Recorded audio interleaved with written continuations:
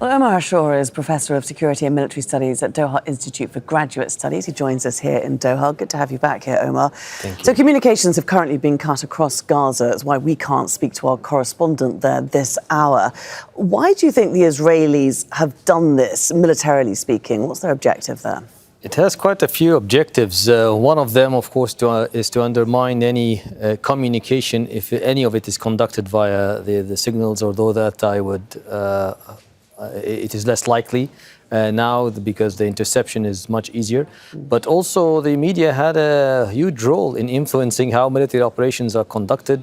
We're seeing now a revision and stressing that we do not target civilians, and we did not mean to target civilians by the Israeli army spokesperson, the Israeli forces spokespersons and others. And if there's no media, there's no eyes. There are no eyes on Rafah, and therefore things can get more vicious and uglier for sure. It's been pounding Rafah for a number of weeks now, a couple of weeks. There have actually been some areas where they've started to withdraw, though. What have they achieved so far in Rafah?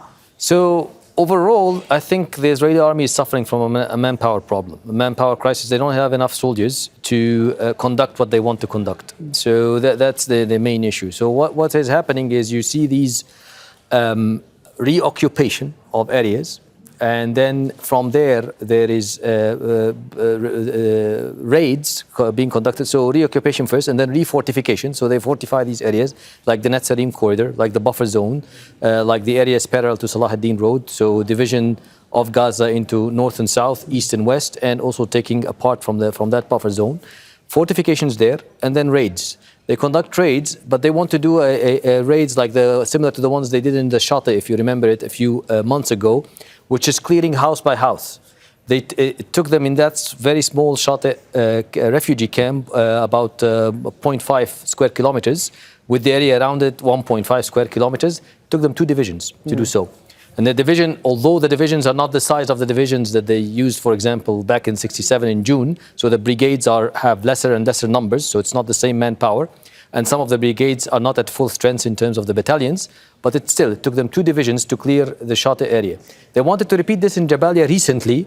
They couldn't. They didn't have enough manpower to do so. They did it with 1 division, and one of these divisions, the division is 3 brigades, and one of them was a training brigade. They had to remove from training and put it in an urban combat dense zone.